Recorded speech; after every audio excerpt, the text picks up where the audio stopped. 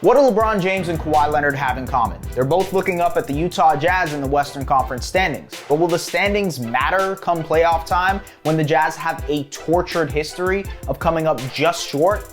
That's why you can't blame anyone for assuming James or Leonard will get the last laugh. However, there's plenty of reasons to believe this year is different for the Jazz, who are overwhelming the league with their brand of unselfish play, relentless shooting, and stifling defense led by former Defensive Player of the Year Rudy Gobert. The backcourt tandem of Mike Conley and Donovan Mitchell are finally starting to work together, and their acquisition of Jordan Clarkson is looking like a downright steal. While an LA team might be the safer bet, there's no doubt the Jazz are real contenders this time around and have put the league on notice.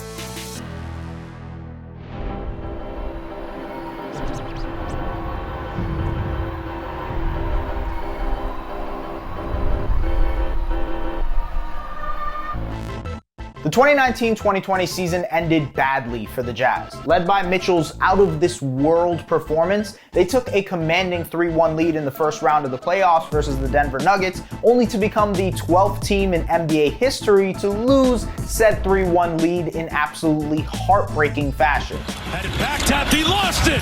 The Nuggets come up with a defensive play. Murray, they missed the layup, Gobert got it! Mitchell hanging at the other end, 2 seconds to go for the win, and it rims out! Denver hangs on! But out of heartbreak comes the best art, and what the Jazz are doing so far this season is pure poetry. Right here, watch this ball movement.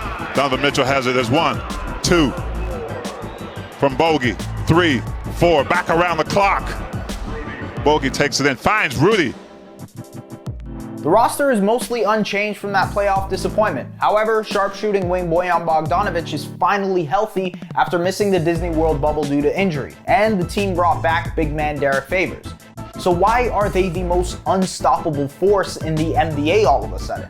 The perennially snubbed All-Star Conley has finally adjusted to his new teammates since being traded from the Memphis Grizzlies before the 2019-2020 season, and that in itself has made a world of a difference.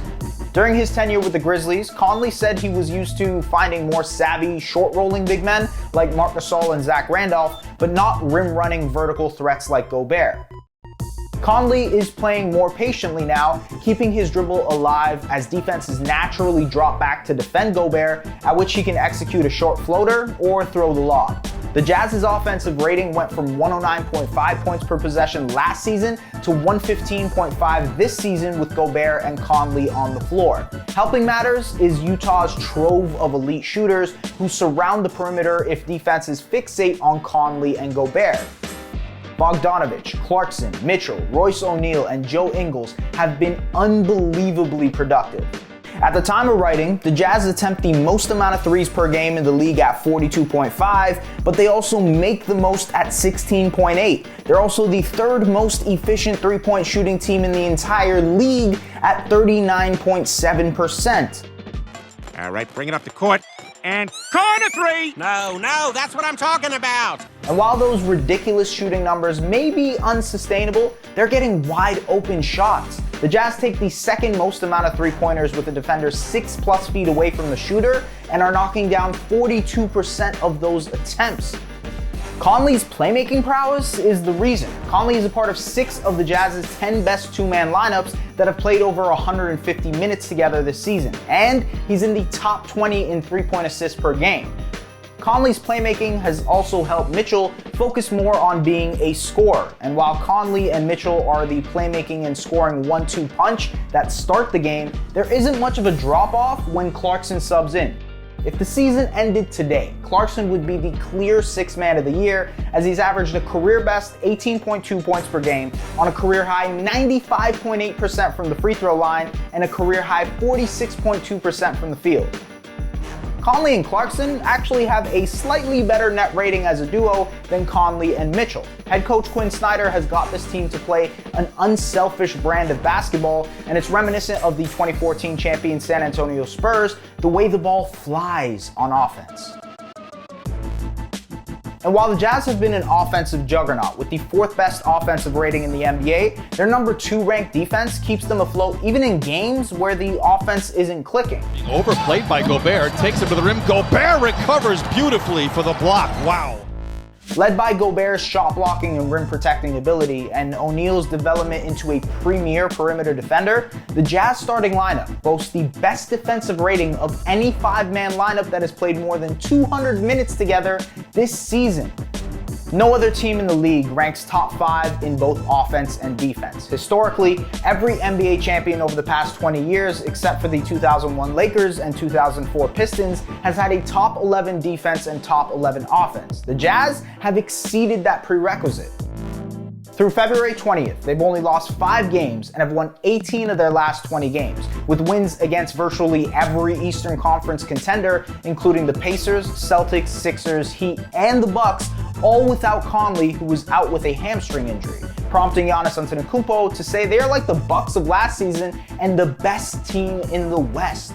Watch them play, it looks fun, it looks easy, it looks simple. You know, for sure they look like us last year, and man, when you're in that point and you're playing in that with that confidence, you're hard to beat, for sure.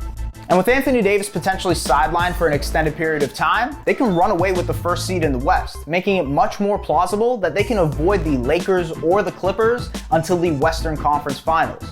So why is there skepticism about making them title contenders? Because regardless of how well the Jazz have been playing, regardless of how potent they are offensively and defensively, the combination of size and athleticism that the Lakers and Clippers have would probably outmatch them in a 7-game series.